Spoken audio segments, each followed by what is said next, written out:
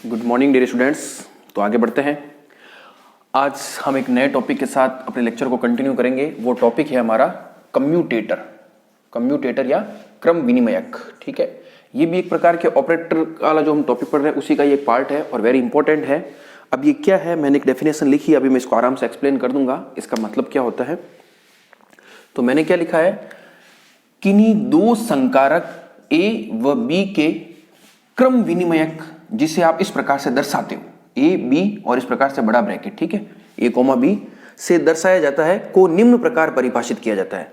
यानी आपके पास कोई दो ऑपरेटर है ए बी और आपसे पूछे कि दो ऑपरेटर के कम्यूटेटर या उसको कहते हैं क्रम विनिमयक को आप किस प्रकार से परिभाषित करोगे, तो उसको इस प्रकार से परिभाषित किया जाता है कि ये ए और ये बी, ये तो क्या इसको दर्शाया गया है, इस सिंबल का पूरा मतलब क्या है, ए और बी का कम्यूटेटर है, इसको आप इस प्रकार से दर्शाते हो A B minus B A. ये इसकी डेफिनेशन है। ये किसकी डेफिनेशन है, commutator of two operators. The commutator of two operators A and B denoted by A B is defined by A B minus B A. तो ये इसकी definition है, आपको पता होनी चाहिए। आपसे कोई भी दो ऑपरेटर दे दिया और पूछ ले उसके कम्यूटेटर ऑपरेटर को, कम्यूटेटर भी क्या है, देखो ये पूरी क्वांटिटी भी क्या एक ऑपरेटर ही तो है, क्योंकि जैसे ही आप इसको किसी साइफर ऑपरेट करोगे तो बी अलग ऑपरेट होगा, ए बी अलग ऑपरेट होगा। फिर बी ए कैसे ऑपरेट होता है, मैंने आपको ऑपरेटर अलजेब्रा में पहले बताया था। पहले ए होगा, फिर उससे कोई नया फंक्शन आएगा, उस पर बी होगा, फिर उसी प्रकार से यहां पर पहले बी होगा, नया फंक्शन आएगा, उस पर ए होगा, फिर उनमें से आपस में दोनों में क्या हो जाएगा, सब्सट्रैक्शन हो जाएगा। तो जो रिजल्टेंट आंसर आएगा वो क्या होगा, इस पूरे ऑपरेटर को जब आप किसी फलन पर ऑपरेट करोगे तब आपको रिजल्टेंट आएगा। तो ये जो कम्यूटेटर है वो भी एक प्रकार का ऑपरेटर ही है, ठीक है ना, इसका विशिष्ट नाम है और इसको इस प्रकार से दर्शाया जाता है।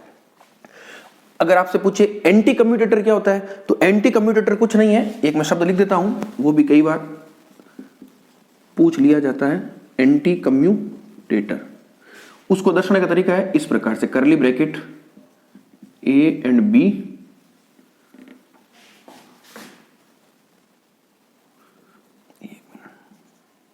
ठीक है,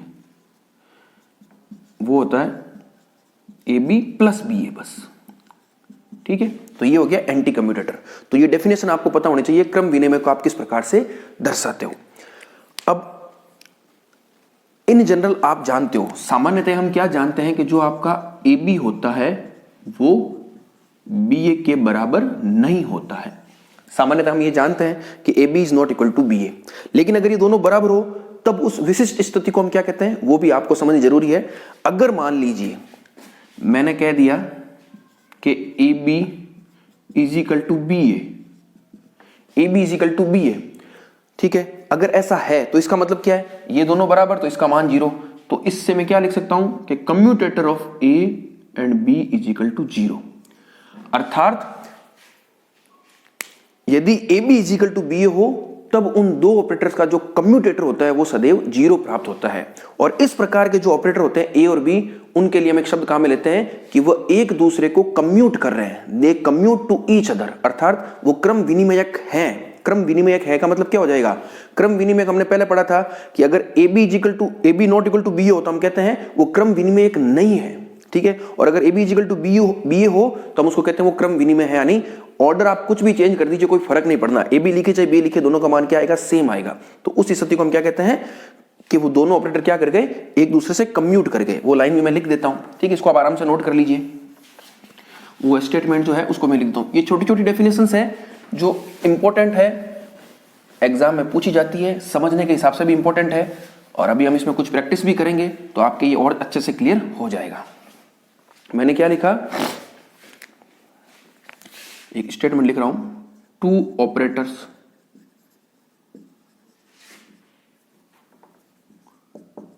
ए and B are said to commute. क्या लिखा है, two operators A and B are said to commute if there commutator is equal to 0. Two operators A and B are said to commute to each other, इस तरह से लीजिए, commute to each other if there commutator is equal to 0, अर्थात दो संकारक, लिख देता हूं चलो मैं, दो संकारक A एंड B परस्पर क्रम विनिमय कहलाते हैं यदि उनका क्रम विनिमयक शून्य हो। ठीक है, इसको आप कैसे लिखोगे, A B is equal to 0। अगर ऐसी स्थिति है तो ए और बी आपस में क्या कहलाते हैं, कम्यूट टू ईच अदर, एक दूसरे के क्रम विनिमय कहलाते हैं। या इसको आप ऐसा भी लिख सकते हो, A B minus B A is equal to 0, अर्थात A B is equal to B A. तो ये इंपॉर्टेंट चीज है, A B is equal to B है, इसका मतलब कम्यूटेटर ए बी 0 है, कम्यूटेटर ए बी 0, इसका मतलब क्या, वो दोनों ऑपरेटर एक दूसरे को क्या कर रहे हैं, कम्यूट कर रहे हैं। तो आपसे कई बार पूछा जाएगा, आपको दो ऑपरेटर दे दी जाएंगे और पूछ लिया जाएगा कि सिद्ध कीजिए या बताइए कि ये दोनों एक दूसरे को कम्यूट कर रहे हैं या नहीं कर रहे हैं। तो आप क्या करोगे, सीधे सीधे काम है, उन दोनों ऑपरेटर के लिए आप इस प्रकार से डिफाइन करोगे, कोई न कोई वेव फंक्शन तो आगे देंगे ही देंगे, उस पर आप ऑपरेट करके देखोगे, और अगर आपके इसका मान 0 आ गया तब आप क्या कह दोगे कि दिए गए जो ऑपरेटर्स हैं वो एक दूसरे को क्या कर रहे हैं, कम्यूट कर रहे हैं, या उनको आप ऐसा कह सकते हो, commute, they are said to be commute to each other, एक दूसरे को के क्रम विनिमयक है। ठीक है, तो ये इंपॉर्टेंट चीज थी। अब एक चीज में आप और नोट कर लीजिए कि कोई भी ऑपरेटर होता है वो स्वयं के साथ अगर आप उसको कम्यूटेटर निकालते हो तो उसका मान हमेशा क्या आता है, 0 आता है। ठीक है ना, तो आप इसमें एक लाइन लिख लीजिए, any operator commutes with itself, अर्थात लिख लीजिएगा, अर्थात कोई भी संकारक स्वयं के साथ सदैव कम्यूट या क्रम विनिमयक होता है। ठीक है ना, कोई भी संकारक स्वयं के साथ क्रम विनिमयक होता है, यानी ए और ए निकालोगे तो उसका मान क्या आएगा, 0 आएगा। तो ये 2-3 चीजें मैंने आपको बताई। सबसे पहले तो मैंने आपको बताया कि कोई भी दो संकारक है उनके कम्यूटेटर आप किस प्रकार से डिफाइन करते हो, ए बी ब्रैकेट में is equal to A B minus B A. अगर इन A B is equal to B हो जाए तो इसका मतलब क्या है कि क्रम विनिमयक 0 हो गया। इस प्रकार की स्थिति के लिए हम कहते हैं कि वो दोनों ऑपरेटर एक दूसरे को क्या कर रहे हैं, कम्यूट कर रहे हैं। और कोई भी ऑपरेटर जो होता है वो स्वयं के साथ हमेशा क्रम विनिमय संबंध का पालन करता है, अर्थात कम्यूटेटर ऑफ ए जो होता है वो सदैव क्या होता है, 0 होता है। तो ये कम्यूटेटर की परिभाषा थी और कुछ छोटी मोटी चीजें मैंने आपको बताई। अब हम अगले टॉपिक में इसी में कंटिन्यू क्या करते हैं, इस कम्यूटेटर की कुछ प्रॉपर्टीज को सीखते हैं। ठीक है ना, वो बहुत इंपॉर्टेंट है।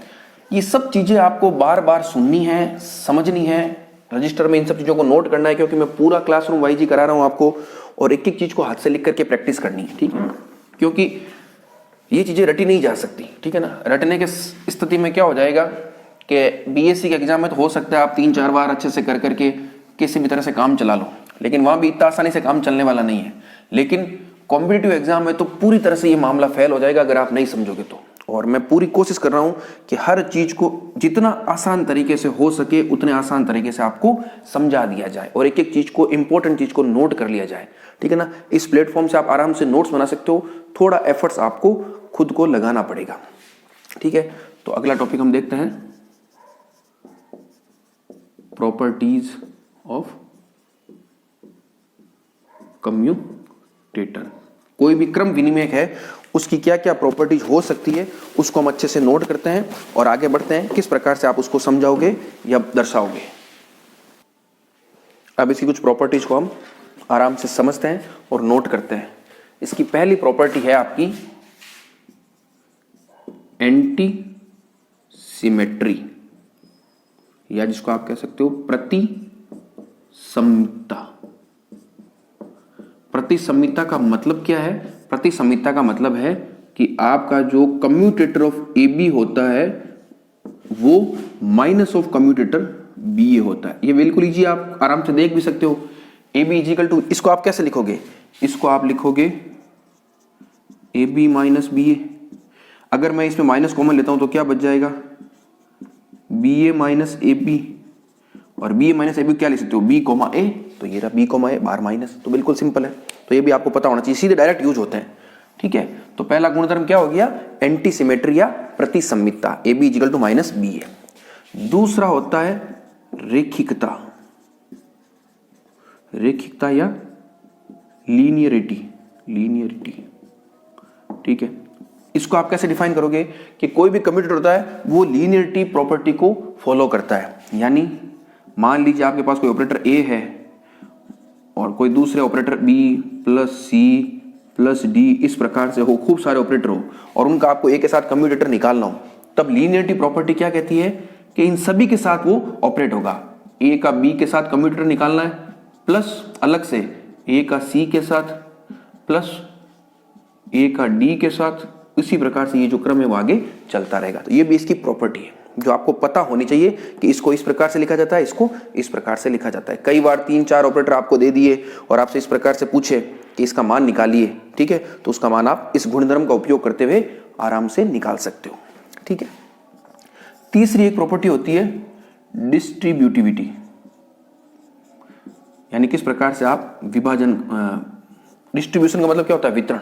ठीक है ना, डिस्ट्रीब्यूटिविटी ये बहुत इंपॉर्टेंट है। यानी आपके पास मान लो एक ऐसी सिचुएशन है कि कोई ए बी ऑपरेटर है, एक संयुक्त ऑपरेटर है ए बी।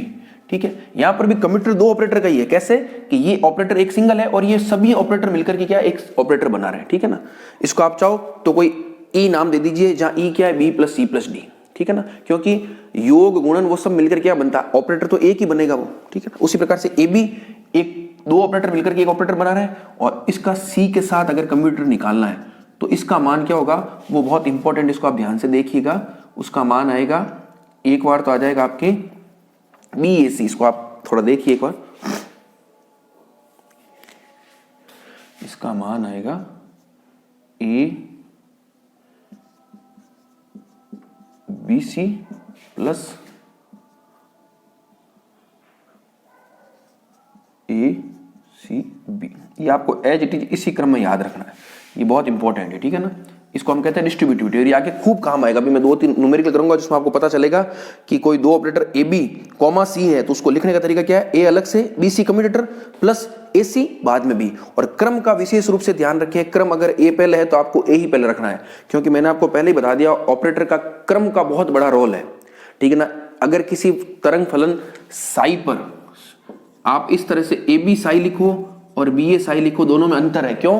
क्योंकि इसमें क्या होगा, इसमें पहले बी साई पर ऑपरेट होगा और आपको एक नया फलन देगा, उसके बाद ए ऑपरेट होगा। यहां पर पहले ए ऑपरेट होगा, कोई नया फलन देगा, उसके बाद बी ऑपरेट होगा। और ए और बी दो अलग अलग ऑपरेटर है तो उनके ऑपरेशन का जो रिजल्ट होगा वो भी अलग तरह से आएगा। जैसे डी बाई डी एक्स एक अलग ऑपरेटर है और D two by D X two वो एक अलग ऑपरेटर है, तो दोनों का आंसर क्या आएगा, अलग अलग आएगा। कहने का सिंपल सा अर्थ है कि आपका जो क्रम है ऑपरेटर को अप्लाई करने का वो कभी भी डिस्टर्ब नहीं होना चाहिए, वो एकदम सीक्वेंस से चलना चाहिए। तो ए बी कॉमा सी को कैसे लिखते हैं, A B C plus A C B. ठीक इसी प्रकार से अगर मान लो ए अलग है और बी सी है तो उसको आप कैसे लिखोगे, देखिए दोनों अलग अलग हैं, इसको आप लिखोगे ए बी और सी अलग से प्लस बी ए सी। ये दोनों बहुत इंपॉर्टेंट है, हालांकि ये भी इंपॉर्टेंट है, ये सब इंपॉर्टेंट है, लेकिन ये दोनों आपके बार बार काम आने वाली चीजें हैं, तो इनको आप एज इट इज इसी क्रम में, ठीक है ना, याद रखिएगा, इसी क्रम में आप याद रखिएगा। मैं भी एक बार देख के आपको बता देता हूं, कहीं लिखने में कोई गलती ना हो जाए, ठीक है ना। तो ये बिल्कुल इंपॉर्टेंट है। तो ये तीसरी प्रॉपर्टी हो गई। चौथी प्रॉपर्टी क्या होगी कि कोई भी जो आपका ऑपरेटर होता है उसका अगर आप कम्यूटेटर किसी भी अचर यानी जो अदिश राशि है या स्केलर क्वांटिटी है उसके साथ निकालोगे तो वो सदैव शून्य आएगा। जैसे मान लीजिए आपके पास कोई ए क्या है, कोई कांस्टेंट है, ए क्या है, कोई कांस्टेंट है, और ए क्या है, कोई ऑपरेटर है। इस तरह से कैपिटल ए एक ऑपरेटर है, ठीक है। कांस्टेंट है, कांस्टेंट कैसा है वो, ठीक है ना, मतलब आप ध्यान रखिए क्वांटम मैकेनिज्म में कांस्टेंट जो होता है वो एक तरह से कॉम्प्लेक्स नंबर ही होता है। तो अगर मान लीजिए आपको इस ऑपरेटर ए का इस कांस्टेंट के साथ कम्यूटेटर निकालना हो तब इसका मान क्या आएगा, 0 आएगा, याद रखिएगा, ठीक है ना। इसको आप ऐसे भी लिख सकते हो, ए कॉमा ए, पहले कोई भी लिखो, कोई फर्क नहीं पड़ना है। तो ये भी वेरी इंपॉर्टेंट है। तो आप क्या लिखोगे कि an operator commutes with the scalars, ठीक है ना। एक संकारक जो होता है वह अचर के साथ या अदिश के साथ सदैव कम्यूट करता है। कम्यूट करने का मतलब क्या हो गया, उसके कम्यूटेटर का मान क्या आ जाएगा, 0 आ जाएगा। कम्यूटेटर वर्ड अलग है और कम्यूट करने का मतलब है कम्यूटेटर का मान क्या आना चाहिए, 0 आना चाहिए। तो ये चीज हो गई। और फिर एक इसमें एक प्रॉपर्टी और है, हालांकि उसको अपन को डेराइव नहीं करना है, लेकिन वो कभी कभी ऑब्जेक्टिव एग्जाम पूछ ली जाती है, उसको भी आप नोट कर लीजिए, कोई नोट करने में कोई दिक्कत नहीं है, ठीक है ना। हालांकि वो कोई इतना डिटेल में आपसे पूछी नहीं जाती है, ठीक है ना। हायर क्लासेज में तो उसका पूरा प्रूफ पूछा जाता है, लेकिन ये आपके सिर्फ ध्यान रखने की चीज है। जैकोबी आइडेंटिटी होती है, जैकोबी आइडेंटिटी, उसको आप कैसे लिखते हो कि मान लीजिए आपके पास ए कोई ऑपरेटर है, वो किसके साथ कम्यूटेटर निकाल रहे हो, बीसी के साथ। मतलब देखो ये एक अलग कम्यूटेटर, इसका उसको पूरा सॉल्व करोगे, इसको सॉल्व करोगे तो क्या मान आएगा, बीसी माइनस सी ए, वो पूरा एक ऑपरेटर होगा। उस ऑपरेटर का आप किसके साथ कम्यूटेटर निकाल रहे हो, ए के साथ। अब ये क्रम चलता रहेगा, देखो यहाँ ए आ गया तो यहाँ बी आ जाएगा, यहाँ बी के बाद सी, सी के बाद ए, प्लस इस बी के बाद सी, सी के बाद ए के बाद बी। तो इस प्रकार से अगर आप साइक्लिक ऑर्डर से 3 ऑपरेटर के लिए आप इस प्रकार से डिफाइन करते हो तो इसका आंसर क्या आता है, 0 आता है। ये आपको याद ही रखना है, कभी कभी ऑब्जेक्टिव एग्जाम में, for most important competitive exam जो होते हैं उस संदर्भ में ये कभी कभी आइडेंटिटी पूछ ली जाती है कि इसका मान क्या है। वो 4 ऑप्शन देंगे और आपको सभी एक जैसे दिखेंगे, लेकिन आपको क्रम ध्यान रखना है, ए बी सी, फिर ए के बाद यहाँ बी, बी के बाद यहाँ सी, सी के बाद यहाँ ए, फिर इस बी के बाद सी, इस सी के बाद ए, इस ए के बाद बी। तो ये पूरा साइक्लिक ऑर्डर नहीं डिस्टर्ब होना चाहिए। अगर कहीं भी मान लो यहाँ बी ए सी कर दिया तब उसका मान कुछ अलग हो जाएगा, ठीक है ना, वहां फिर वो 0 नहीं आएगा। साइक्लिक ऑर्डर का आपको विशेष रूप से ध्यान रखना है और इस प्रकार की इक्वेशन को कहते हैं जैकोबी आइडेंटिटी। तो हम लोगों ने क्या देख लिया, कम्यूटेटर की जो प्रॉपर्टीज थी 4-5 उनको अच्छे से देख लिया, और ये जो डिस्ट्रीब्यूटिविटी वाली है इसको आपको अच्छे से याद रखनी ही रखनी है, इसमें किसी तरह का कंफ्यूजन नहीं होना चाहिए, ये आपको एज इट इज इसी प्रकार से याद होनी चाहिए। आगे न्यूमेरिकल प्रैक्टिस करेंगे तो वहां पर ये काम आने वाली है। तो इस लेक्चर में फिलहाल हम कम्यूटेटर के बेसिक आइडिया के साथ इस लेक्चर को कंप्लीट करते हैं, और अब नए लेक्चर में इसी कम्यूटेटर के रिलेटेड कुछ प्रॉब्लम या कुछ इंपॉर्टेंट डेरिवेशन है और वो बहुत इंपॉर्टेंट है, पूछा जाता है, उसको हम करेंगे अच्छे से।